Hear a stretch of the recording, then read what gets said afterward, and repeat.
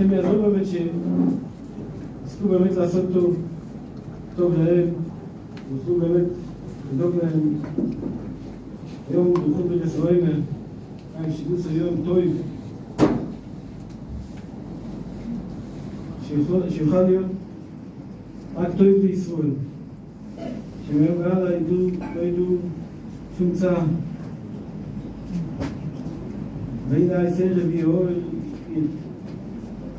יהיה רק טוב, אפילו שמגיע להיסר, מגיע כזה זמן,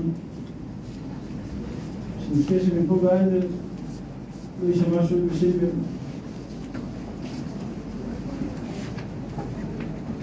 יכול להיות רק מהיפוי שהם והלאה יהיה רק טוב. אז כן לראות את הטוב.